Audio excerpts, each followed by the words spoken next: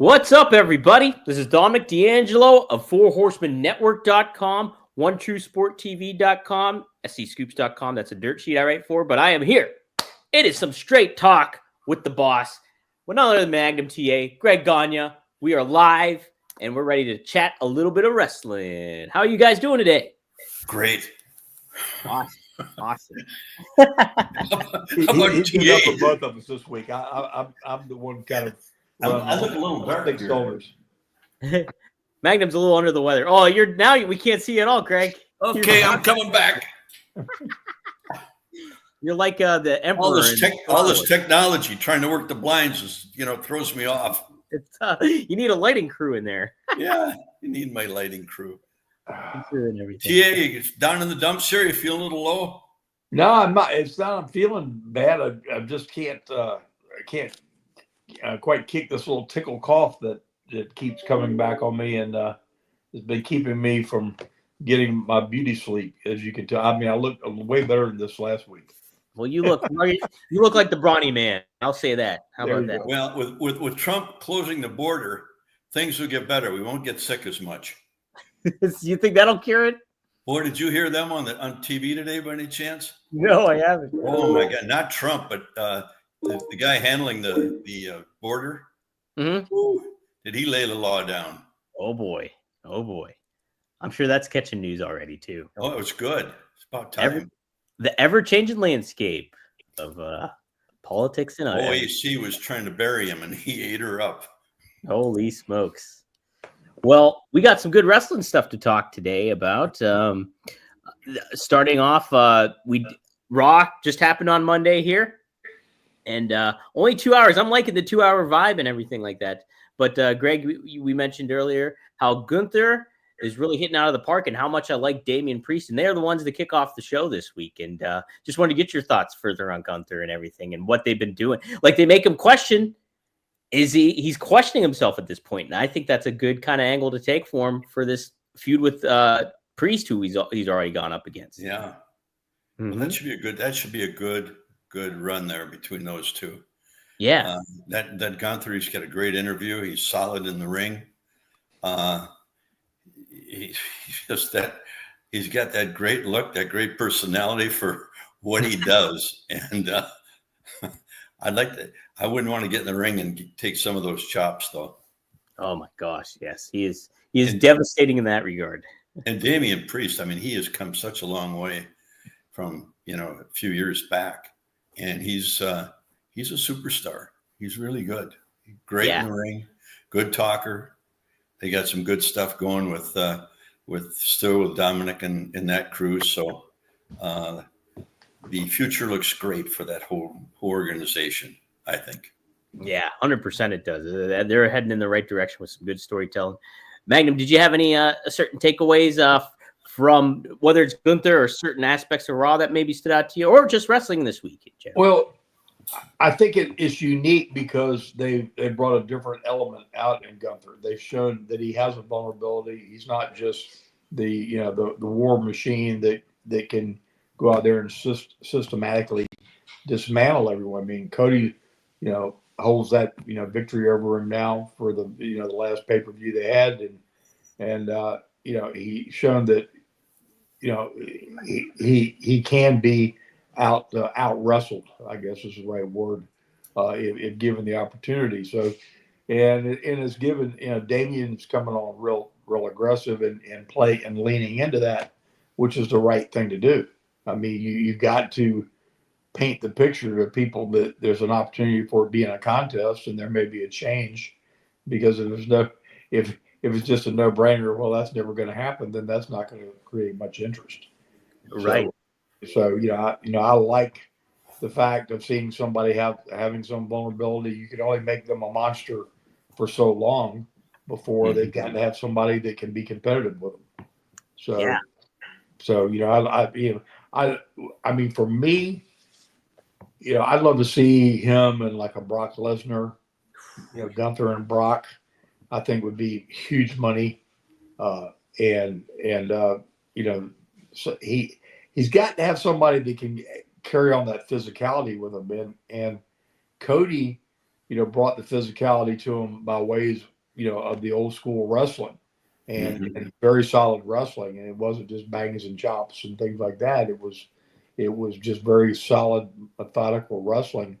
And the right cat in there with him has got to be perceived to be kind of the total package of bringing all that to the dance. So it's going to take a guy like that. I mean, as much as I like Steiner's kid and what he's doing, he's still his persona is larger than what he's able to portray in the ring, if that makes sense. That does. He's got the hype, he's got the explosiveness, he's got the intensity. Kind of reminds me a little bit of Animal and Hawk when they first got started. Just full of just vim and vigor and adrenaline and testosterone, and and then the bell rang, and then they had to bring the magic to go with it, and they got where they did, and I think he will as well. As time goes on, he'll get those two on an even par with each other, because that's really, at the end of the day, you've got to be able to tell the story after the bell rings to continue it on. And Sheamus and him were great. Sheamus is a big bad boy, and I like the dialogue. I liked Sheamus said, "Hey, I was that brash kid. I was like that. I was the youngest world's champion to come out of nowhere, and all the things that he did early in his career. So now it's like when Braun's calling him an old man and all that stuff, I'm going, you got to be careful. There's a reason people get to be that age and they're still around. They might still know a thing or two, or about a thing or two, and be able to take care of themselves. So it's intriguing stuff. They're in this little weird transitional place going into the holidays and going pointing towards WrestleMania season. I'm just so curious to see the twists and turns with this whole bloodline deal, because Seth making a real strong statement, hey, I'm never tag teaming with that guy ever. It is not going to happen, and laying it out there. So it's just they could do some really, really cool things. I think it's just now our expectations are so high week to week. We want every episode we watch to be like the next Yellowstone coming out. Right.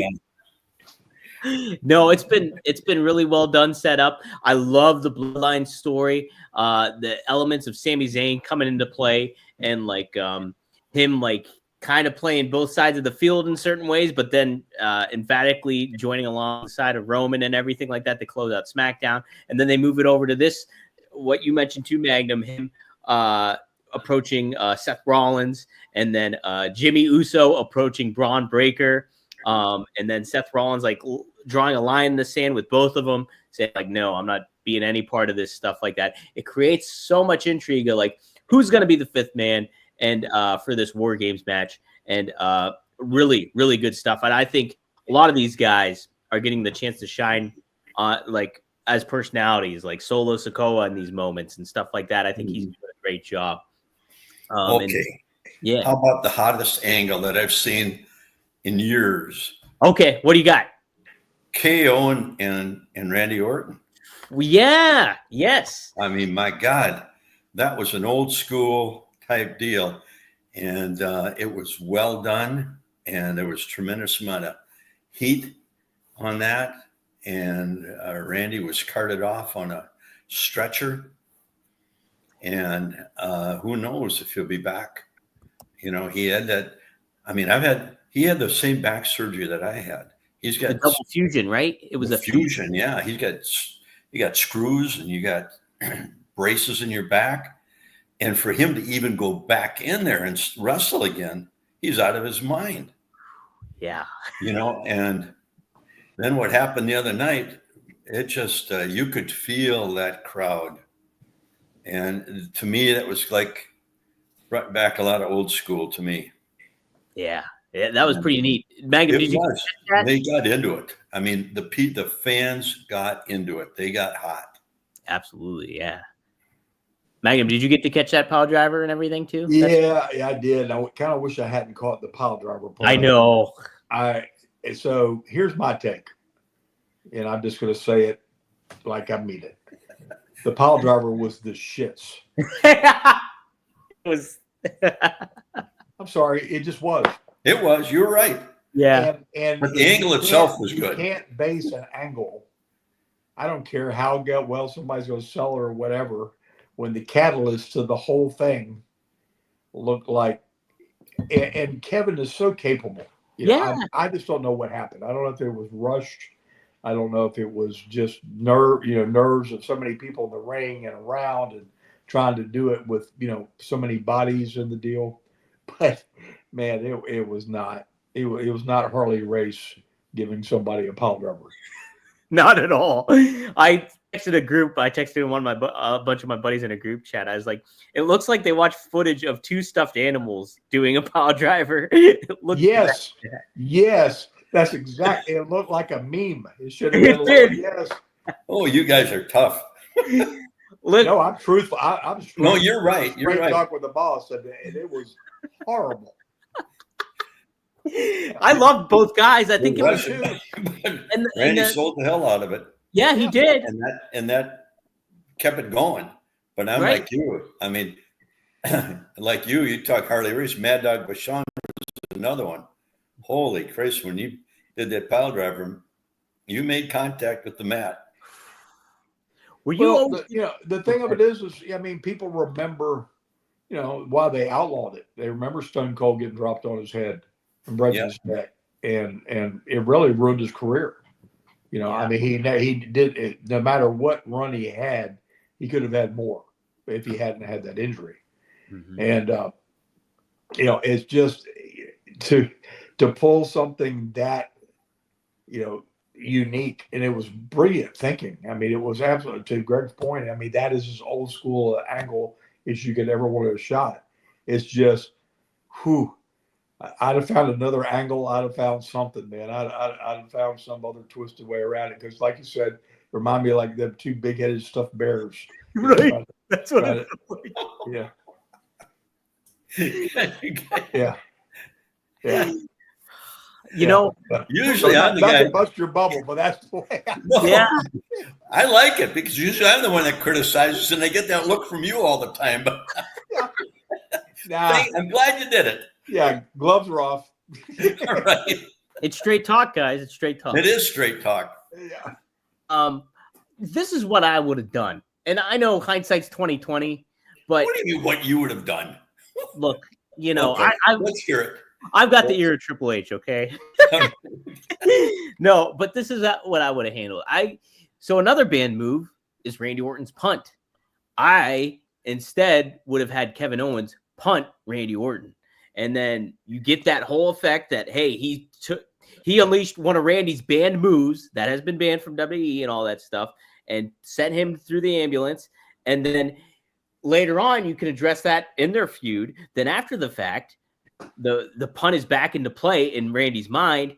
He loses it and then turns on Cody eventually, and you turn that into a story. That's kind of how I would have done it, I think, from the long term. And it could have been because Randy is so big now. I mean, Randy's, almost 300 pounds. Sure. It might just have been that he didn't feel secure the way he was holding him, wanted to protect him, whatever. I mean, obviously safety is the number one thing. Yeah. And doing that move. And if you don't have the guy's shoulders, squarely on your thighs where you can really take that bump and protect his head off that mat, it's really dangerous. You're putting your life in somebody's hands. Right. Well, that's probably what was in the back of Randy's mind too. I mean, he tried to tuck his chin when he grabbed him. This isn't on Randy. Even then. Let me retract a minute. None of this was on Randy. Randy was there. He did his part. I think it's just that's a move that you got to have some pretty good upper body strength to really hold that guy the way he needs to be held and then do that effectively. So, again, it's an old school deal. taken more of them and given more of them than I can even remember. Probably when I had no business doing either. Because I didn't know you used to use that. You gave those too? Yeah. Oh, did you? See, how about that? I did. Glad I wasn't there to take one from you. Well, I'm glad you got spared a lot of things, Greg. To be because I really like you today, and I would hate to have added to some of those, busted up bones and stuff you've got that you're dealing with today. God, I went in yesterday for my second nerve burn. Did you? On the left-hand side, yeah. Oh my God! They called me today.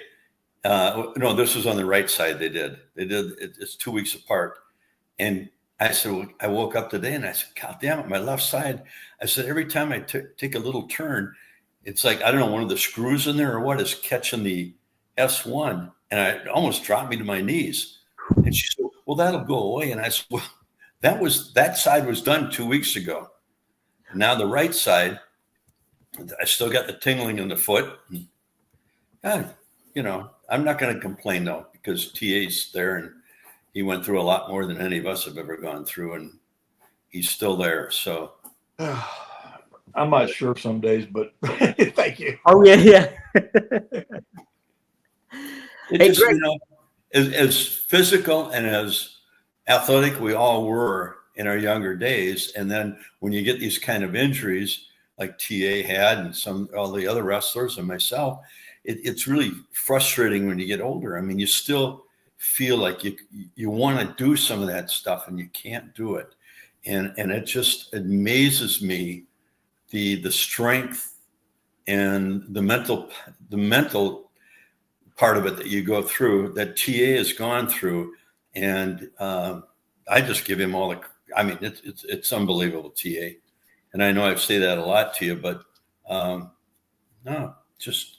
You're tough son. I'm at a new stage in life because Tucker is wide open in wrestling in high school now. Yeah, and I am trying to show him things in the ways that which I can.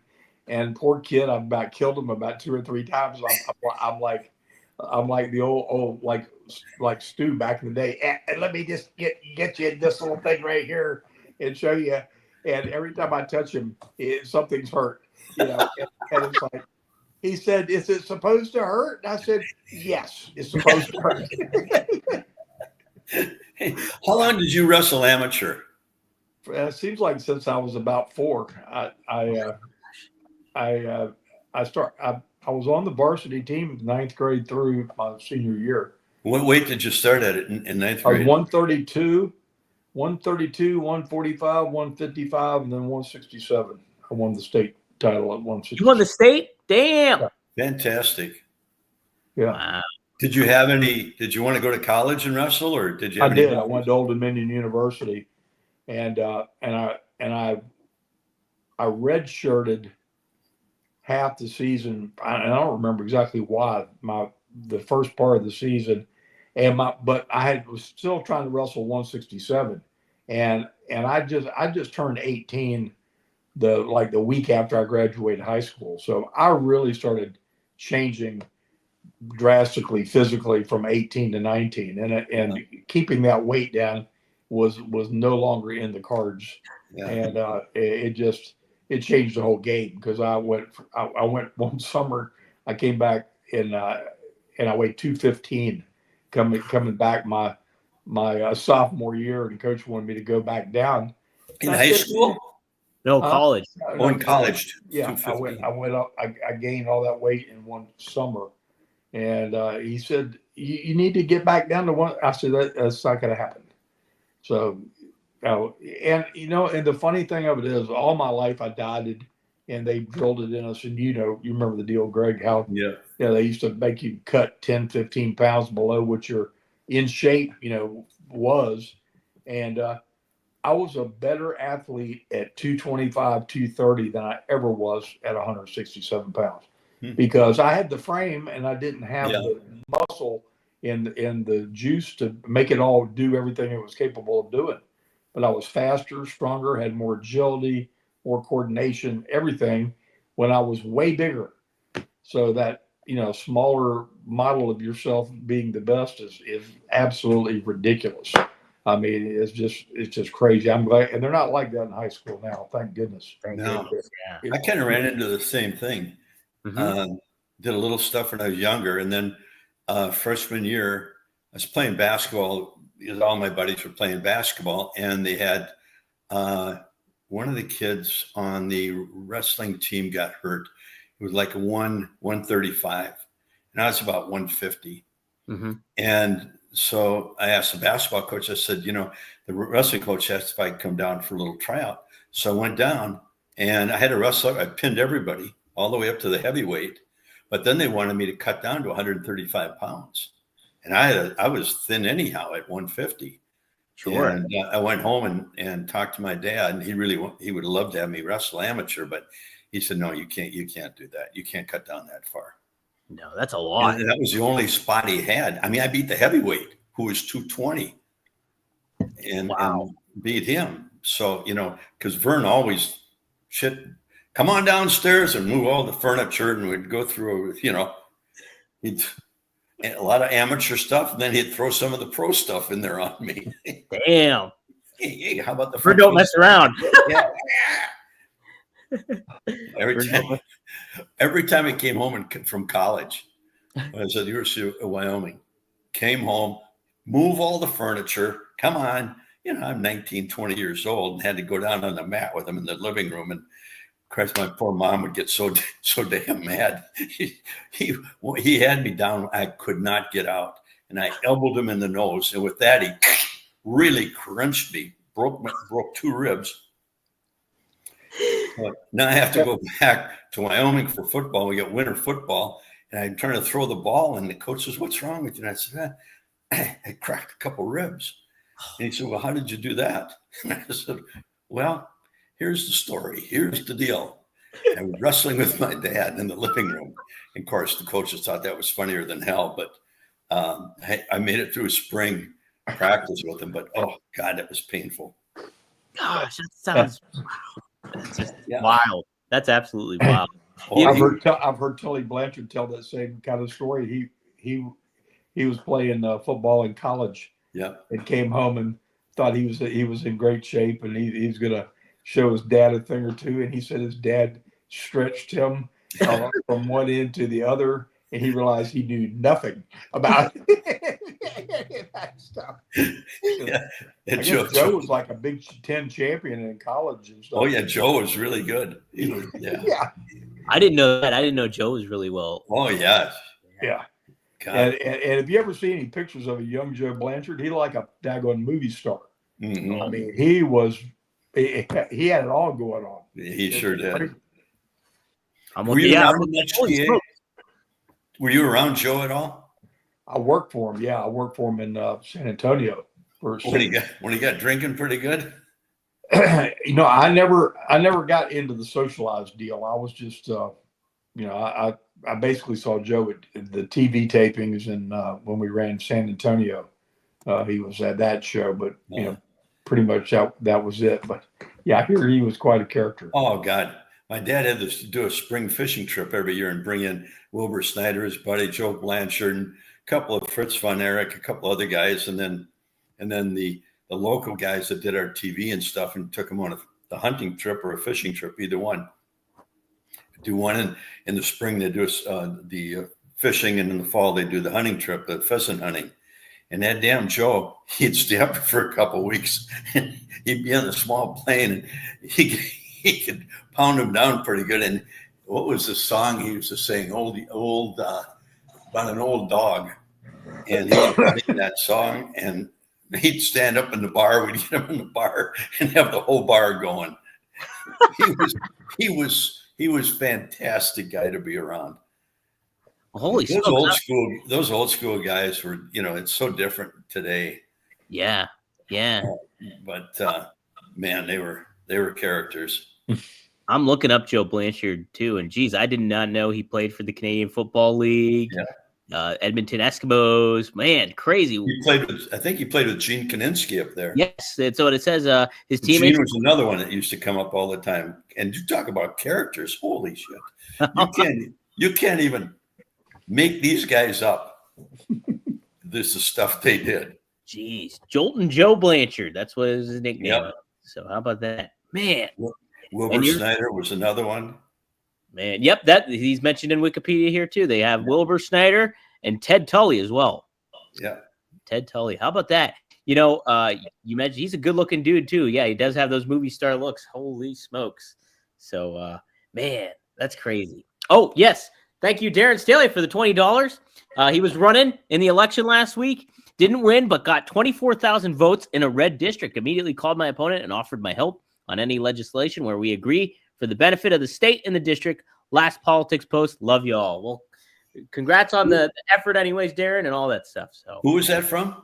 Darren Staley, one of the fans here tuning in. He was running for North Carolina Senate last. I don't have my glasses on. I couldn't read what was down there.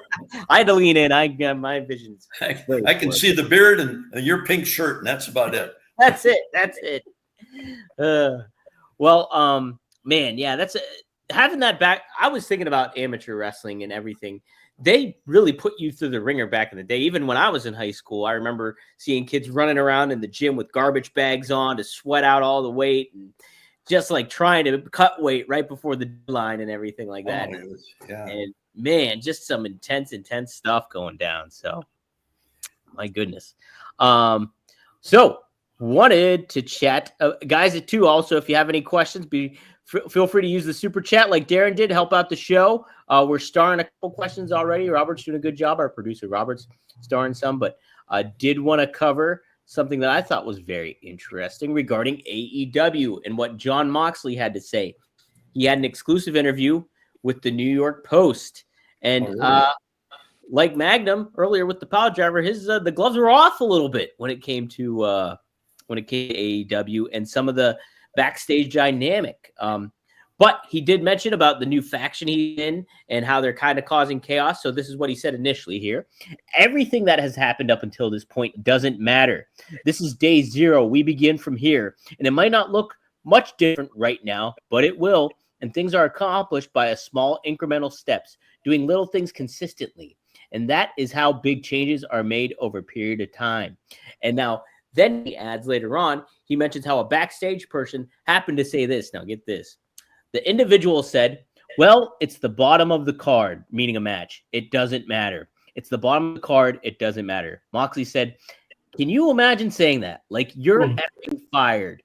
Yeah, you're effing fired. Go work at Sunglass Hut. You should be effing pistol whipped for saying that.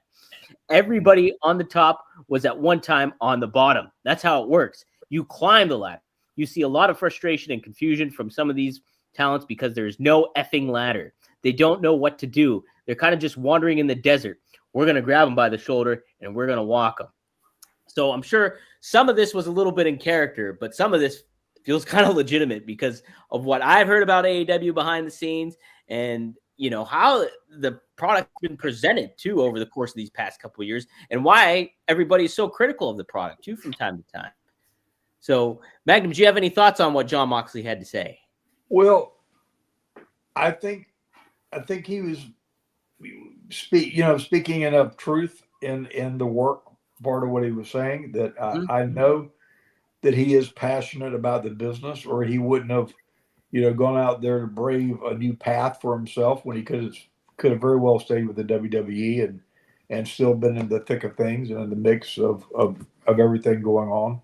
But he wanted something edgier that he could carve out and make his own and have more, I'm sure, creative control of what he did.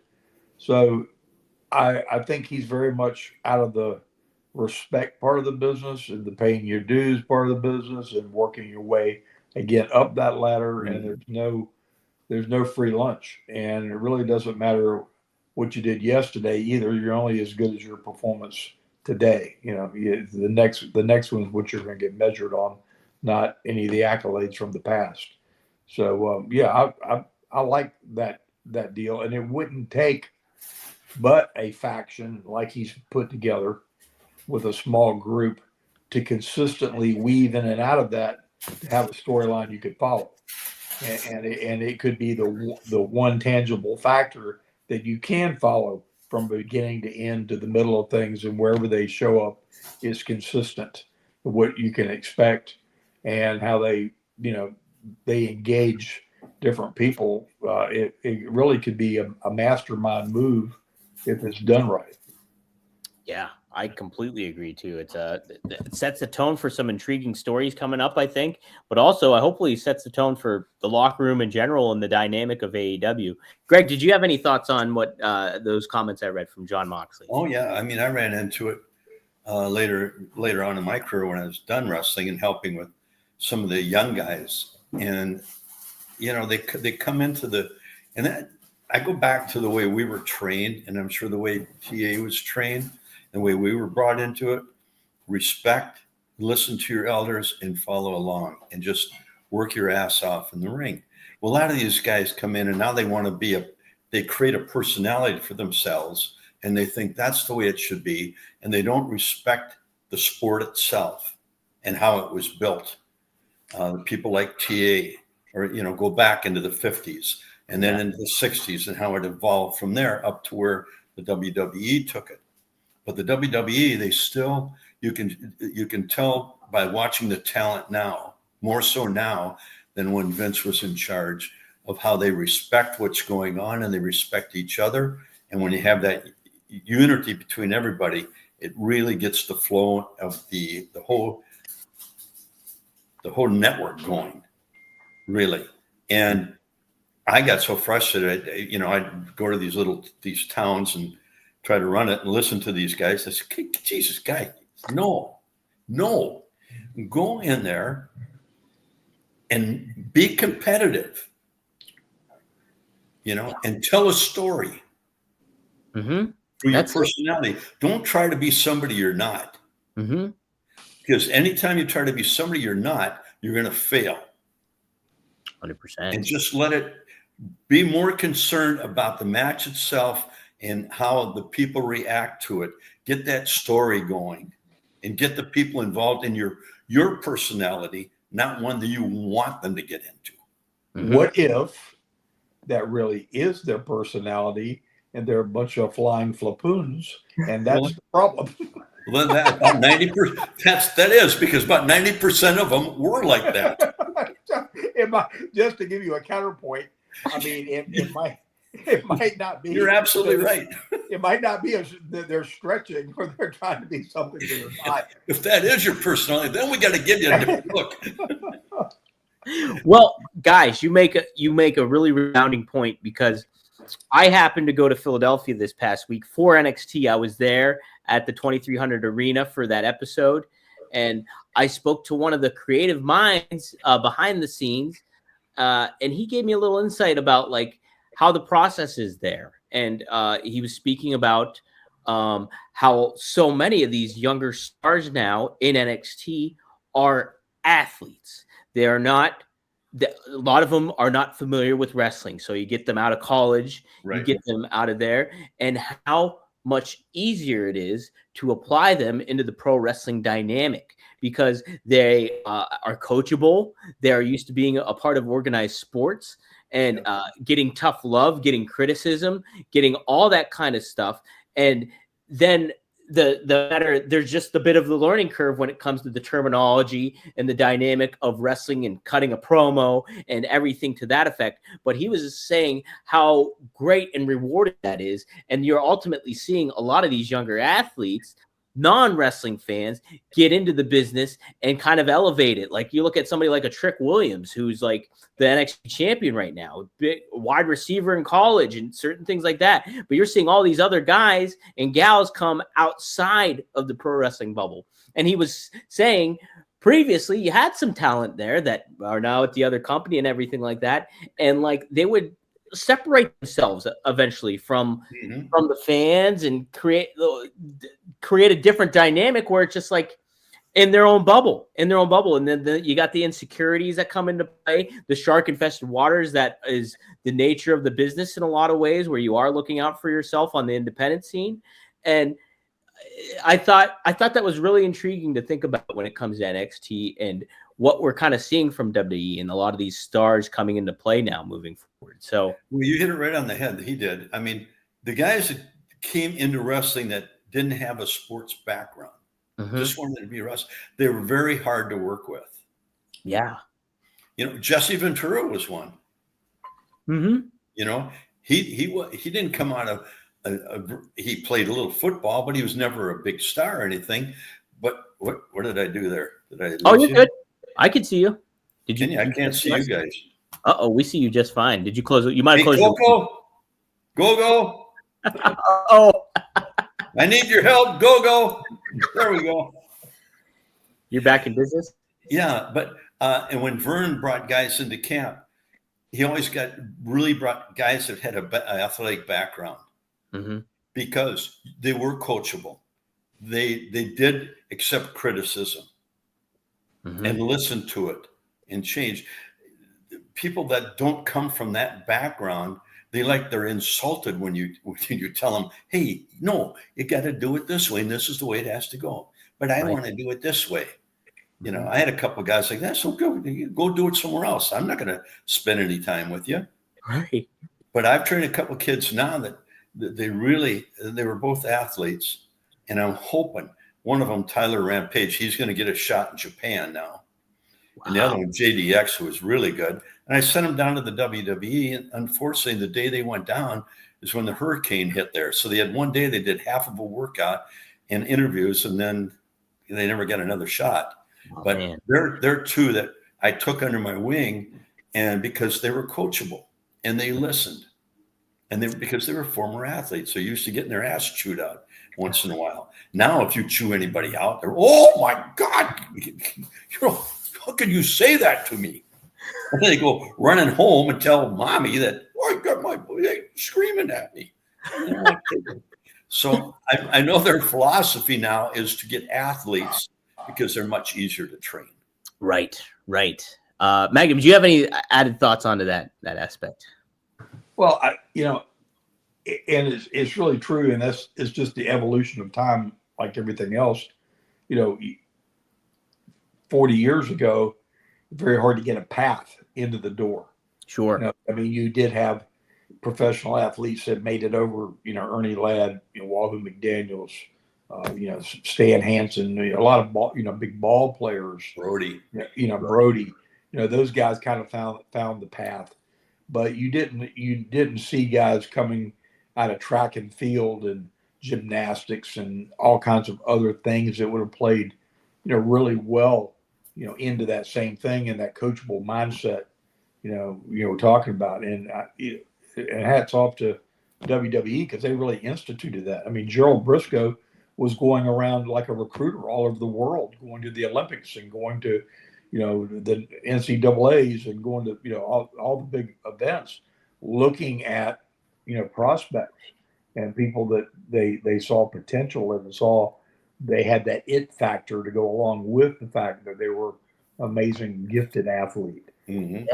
So when every time I watch Bianca Belair, come to the ring and think about really just the fact that to that point, she was used to being coached and pushed and drive herself to, she didn't need anybody to motivate her. She was self-motivated, but very coachable on top of it. And it turned into, one of the best women on the roster. Yeah.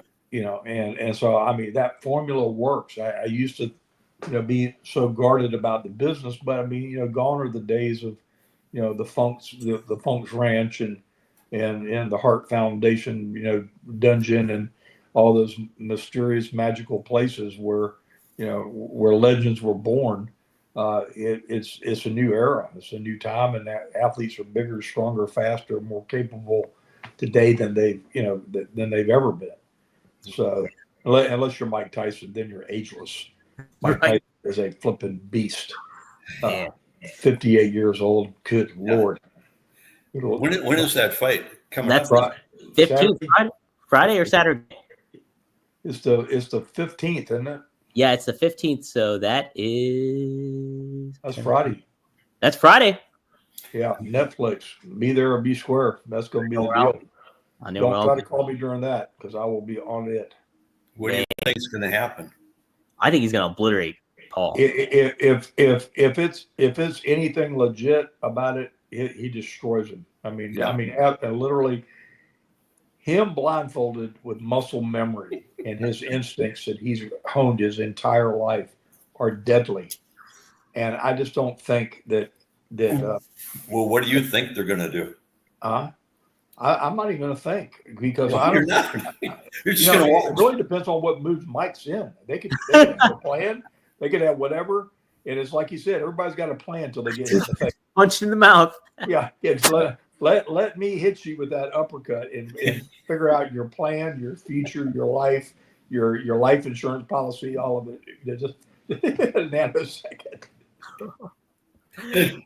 My gosh. Yeah, that's gonna be pretty thrilling. I'm excited to tune into that.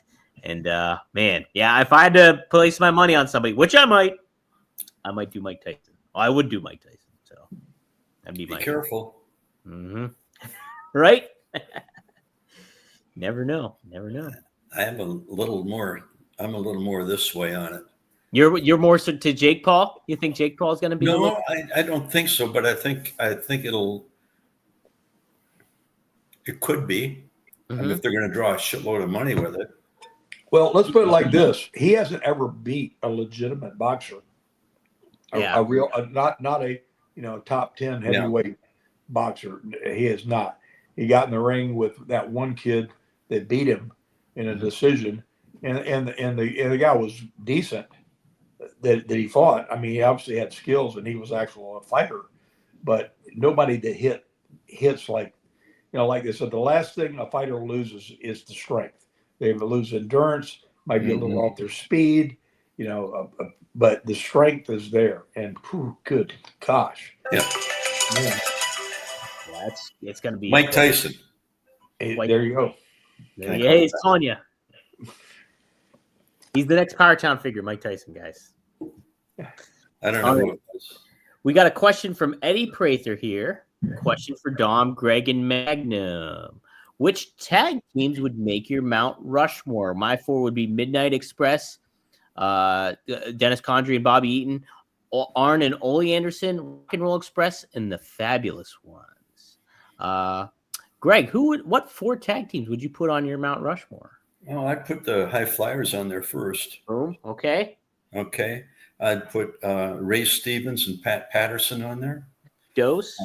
Another excellent team from the AWA was Bobby Duncombe and Jack Lanza. Okay. Duncombe and Hansen together was another odd. I mean, they were awesome. Go down to the Von Erich brothers. Okay, the Von Erichs too. Boom. Mm-hmm. That's 4. Yeah, and the Rock and Roll Express, without a doubt. Without a doubt. How about that? All right. And I'm trying to think, outside the box. I mean, God Almighty, there were so many teams that were, those guys that were teamed up all the time together, basically. Sure. But then you had combinations, and I know TA had different combinations down there. When you throw like Mad Dog and the Crusher together, or the Vachon brothers, Mad Dog and Butcher. I mean, they talk about heat and people hating them and the way they were in the ring. I mean, you go back to that era. There's so many great teams. I don't know who you would put up there as your top 5. I know, right? That's the difficult. Dusty and Magnum, TA. I mean, that combination, drawing power was unbelievable. Mm-hmm. And what they did in the ring together, that's the big thing, is how the team works together too in the ring. Something you throw a team together and they're just, but the guys have been together, you can read each other and that's what really brings it to. I mean, God, it's the way you are in the ring and how people gravitate to you. And how you get them involved in your personality. And I mean, I've told you guys about Martel and Santana. We wrestled them in the Cow Palace, which was, they walk out and they go, whoa, bullshit. And we think we're going to be the heroes. We walk out and get the same thing. 18 minutes, it was like that. Yeah. And we were selling for 18 minutes when we finally turned the crowd, and we're supposed to go like 20-some minutes. We went 45 minutes and had them standing. But, again, it's the teams and how they work together in the ring, and some of the teams we talked about here were all able to do that. There were some guys thrown together and they were hard to work with. You didn't get that flow with them. Yeah, that's a key component to it. And that's the key part to it. So if you just go by popularity, that's different. But if you go by how they were in the ring, that's why I go like with Patterson and Stevens. It doesn't sound like, well, those two, they were phenomenal, absolutely phenomenal. Yeah. And, as a heel team, I don't think there was any two better than them. Man, but then you look at the Vachon brothers together, they sold out everywhere and all through Canada. And they were a vicious team.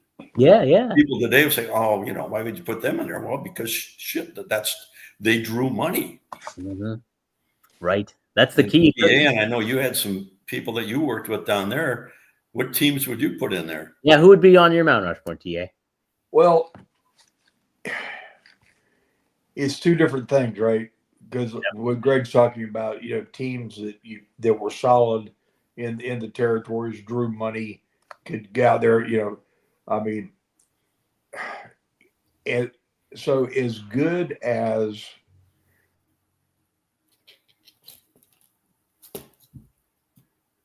baby faces in the history of the business, period. Say that again. Magnum, you cut out. I said Ricky Morton. Ricky Morton is probably one of the best baby faces in the history of the business. Yeah. And Robert always knew where to be at the right time in that game. So, they got to be in the game. But if you turn the clock back and look at guys that set the stage for that, look at like Ricky Steamboat and Jay Youngblood. Mm-hmm. Oh, man, yeah. Yeah, Ricky, I've heard him in award ceremonies and stuff and giving the flowers to Jay for teaching him the psychology of the business and setting the stage for everything that was to come in his singles career. So tag teams do accomplish lots of things on different levels. They help draw money, they help make people, but they also help school people. Mm-hmm. Dusty put Scott McGee and myself and Brad Armstrong and myself in a tag team, middle of the card, going out there 45 minutes with the Royal Kangaroos every night, but to learn that time and learn those things. And so they get that sentimental thing going. But, as far as impact, nobody will ever negate the sound of Iron Man music playing and the Road Warriors coming to the ring. If you were a fan, if you happened to be the one standing on the other side of that ring when the music played and you were the ones, waiting for them, they were a phenom in the business and brought their work skill up to where they could follow their entrance. It used to be they could, that was the big rib that they can't follow their music, their own music and the pop, but they got where they could go out there and actually work and have some really good matches with people. So I'd have to have the Rock and Roll Express. I'd have to have the Road Warriors up there, and outside of that, some iteration of the Four Horsemen.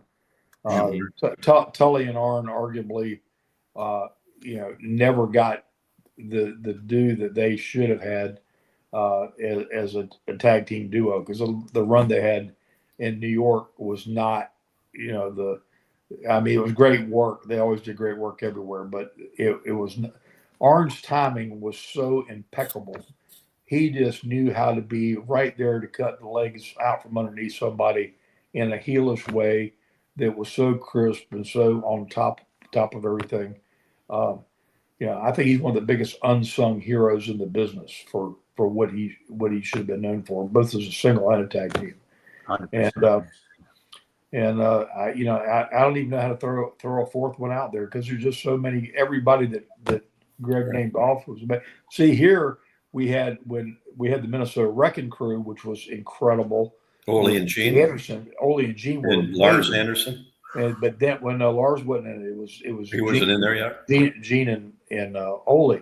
Yeah. But the twist came when Gene retired from in-ring work, became the manager, and when he managed Ray Stevens and Jimmy Superfly Snuka. Oh my gosh! And Gene was again just that nasty heel manager, and both those guys could just go like nobody's business. I mean, they had riots, like that, and that's what the tag teams were. They didn't draw the house all by themselves, but they certainly added so much to the depth of the card and the entertainment value and the substance and. That's part of what makes professional wrestling what it is. Yeah, man. I wish we'd had a chance to work with Ole with Arn and Tully. Wow. Yeah. And Vern trained Gene and Ole. Jeez. You know that? Yeah, that's man. Yeah. And Lars. And Lars too. Jeez. Yeah, you guys, holy smokes, the match you guys could have had Arn and Tully against the babyface high flyers, man, that would have been really something to take away. Yeah, that was, unfortunately, back in the days of the territory, sometimes you weren't able to get out and get into those kind of matches. And those were things that you'd really like to have been able to do. Oh, yeah, for sure. Yeah. For sure. I would have loved to have worked in the Charlotte area for a time, but, it just wasn't in the. You could have come over in the summer when you were vacationing. Yeah. I could have, yeah. I did. Thank you. I never got the invite. Well, see, I didn't know you well back then. No, well, really, summers were good for us. They were pretty decent. Huh? I mean, your body got to rest, and you got time to spend with your family. Yeah, it had to be hard, like Christ and Charlotte. I mean, you were. What, 365 days out of the year and a couple extras after that? I never knew any other way. I mean, from the moment I got in the business, it was a 7-day-a-week, 12 months out of the year deal. Everybody I worked for, worked Christmas Day and Thanksgiving and all the holidays. And there was you got the only territory I've ever heard of in the history of the business that tailored down during a season like that.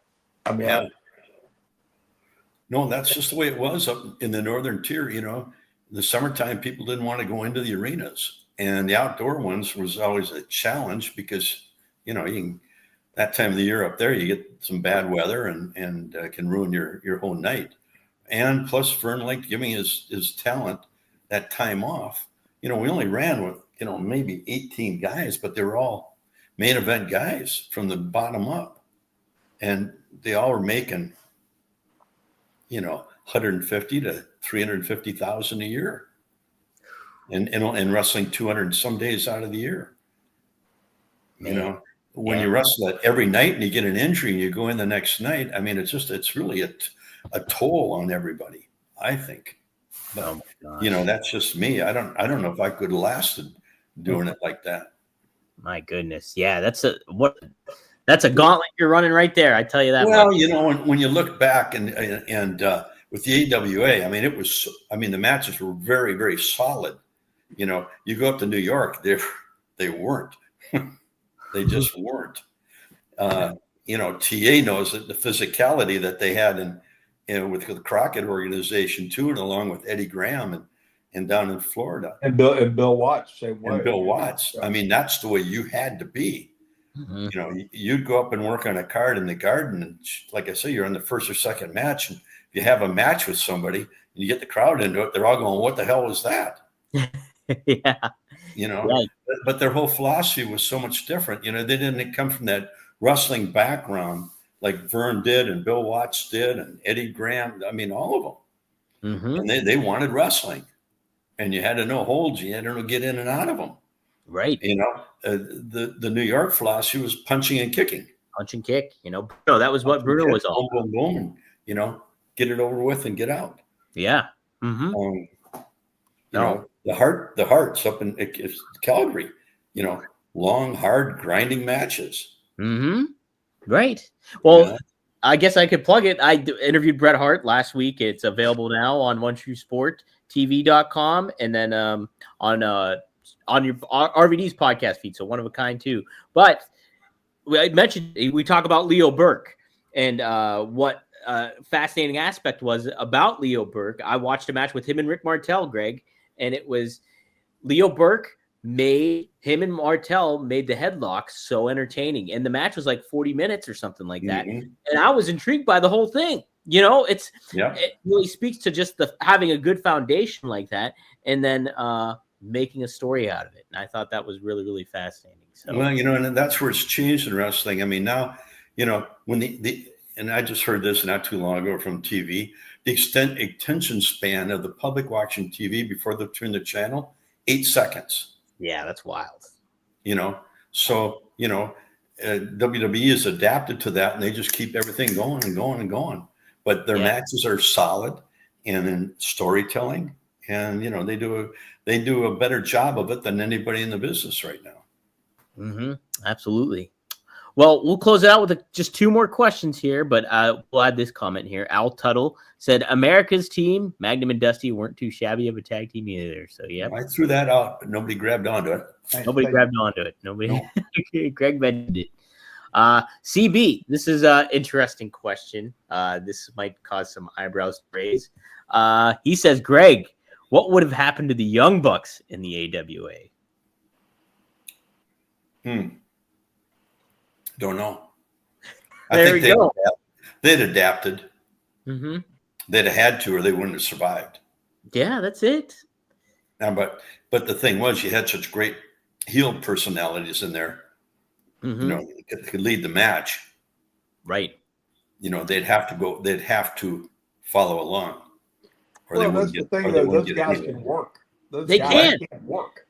The Young Bucks choose to do what they do because that's what lane they're in that particular day. But those guys, I've watched them work in Charlotte years ago, and I mean they can both work. They're just so creative and thinking outside the box, and have laughed all the way to the bank. So they would have made it. They'd have made it back in the territory days with us. Yeah. Sure. Well, and that's the thing. That's the thing too, Magnum, is the Young Bucks always get razzed on for like, oh, they do all these goofy moves or like, the super kicks and all that stuff. But when it boils down to it, they really can work, and they can get the crowd engaged, and they can play the heels or they can play the baby faces. And it's and I think, Greg, to what you were saying, they would adapt to that style and get acclimated. And that was the key. If you could adapt, because every territory at that time was a little different. Sure. You had to adapt to the way they all did it. And if you couldn't, you weren't going to last. So we're going to do it. Yeah, that's it. Yeah. So, there's a couple of young teams out there that are fantastic that, the British Bulldogs were another one. They were amazing. We're talking about tag teams, I don't mean to forget about them, but there were so many great teams out there to just throw, who should be on Mount Rushmore. You can't pick it. You really can't. You really can't. There's a number of teams you could put up there that could be on that. Absolutely. 100%. Except Dusty and TA, because they were just a short run together. Short run America's team. They were America's team nonetheless, though. You didn't get a response out of them. Just a stare. Did you fall asleep? Well, speaking of America, this question is from the boss, not Magnum. But he says this question is for both gentlemen. Who should be the first woman to win the United States Championship on SmackDown? I know Greg is going to say Tiffany Stratton, but who would Magnum choose? Greg, would you say Tiffany? Tiffany would be a good one, but I think you need somebody with a little more experience in there. Mm-hmm. Jay Cardinal would be very good at it. Or Bailey. They have such great talent there in the ladies. There's a number of ladies that would be. The gal that's with. You thinking thinking Liz Morgan? No, not Liz. Well, Raquel Rodriguez with her? The real tough one. Oh, shit. Raquel Rodriguez? No. because Rhea Ripley's got. She was with Damian. Oh, Rhea Ripley. She's got Ripley. Okay. Rhea. She's not the champ right now, so I guess that would kind of work. Yeah, she's not on SmackDown though either. Oh, well. Yeah, but sorry. she wouldn't be a bad choice. You asked me who they would be. I think it should be a good one on either one. Yeah, you can't beat Rhea Ripley. Right. Yeah. Magnum, who would you choose? Bailey. That's a good one. Mm-hmm. That's a good one. Yeah. She's incredible. Yeah, she really is. She's great. She works like a guy, and she works old school. Yeah, she. Her interview is so genuine, and her timing in the ring is really, really good. And she just, she's a good heel, good baby face. Either way, she's a very, very capable performer. Yeah, she's amazing, and plus she would be a good one to start off with because it sets the precedent. Wow, Bailey's already a huge star, going to be a Hall of Famer. So it's like if she's the first to hold that title, that makes the title mean more. So Charlotte would be a great one because she's coming back from injury. Yeah. She'll be immediately put into the thing, and man, you're starting that title off hot. Real Charlotte gets a hold of it. So we got so many good girls there. There's a lot of them that could carry that. It's so crazy. Tiffany are not quite ready yet to carry that position. So there you go. There you go. She's going to be very good, and she's going to be a champion very soon. Yeah, absolutely. There's plenty of time for a lot of these women to kind of do it. And when I was at NXT, the women opened the show and they closed the show, and that really speaks to how stacked they are in WWE for the women's division. So some exciting stuff to come. But boy, this was an exciting episode. We covered so much ground. Every time I'm doing timestamps, we got a bunch covered that we went over. So guys, be sure to like us, like the channel, whether you're watching on 4horsemanetwork.com or OneTrueSportTV.com. Be sure to hit subscribe and get the word out about us. And hey, well, I just posted yesterday a doubleheader of Magnum TA and Greg Gagne. The last 2 episodes are now up on audio version, so be sure to subscribe. Just type 4 Horseman Network in your podcast feed of choice. You'll get Gagne, you get Magnum, and you'll get Arn. So you can't beat that. Just type in 4 Horseman Network on your podcast platform of choice and rate us 5 stars while you're at it too. If you'd like to follow Greg on Instagram, you can do so at gagne.greg. You can follow Magnum on Instagram at Magnum_TA. You can follow him on the X at The Real Magnum TA. And you can follow me on X at Dominic D'Angelo. And stay tuned. Be sure to bookmark if you haven't. You want to bookmark, boom, Power Town. So you can scan that QR code that you see there or go to powertownwrestling.com and keep track of what we'll be developing there at Powertown Wrestling. So powertownwrestling.com, guys. Check it out. And before we close out too, let me get some plugs in for the merch. We got some good merch going on with Greg and Magnum. Here we go. Which one is it? Am I finding? There it is. Boom. Get yourself warmed up. Magnum TA, the zip hoodie, the mug. You can get some coffee. You can wear the hoodie. You can carry around a baseball bat, whether you're in Virginia or whether you're in Minneapolis.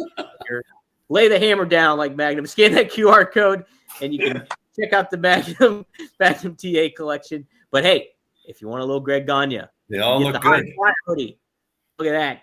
High Flyer hoodie, the zip one. You can get it in dark blue or black, and you can also get the mug there too. And plus, there's plenty of other Greg Gagne merch there too. So scan that QR code, and you'll go to the Greg Gagne collection. You can also check out this shirt there too, dressed like a champion, everybody.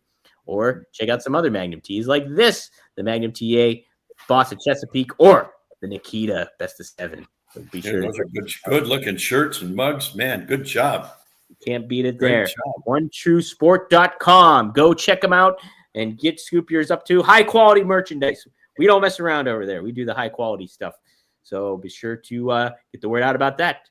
But guys, this was a fun one. We covered some great ground. Gogo just lit all the candles, so she's preparing us for something here.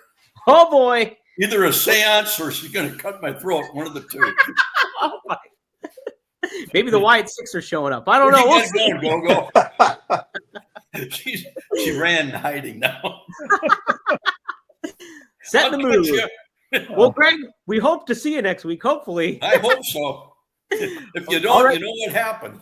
We know what happened. We're letting. we'll hopefully see you next time here on Straight Talk with the Boss. Magnum TA, Greg Gagne. So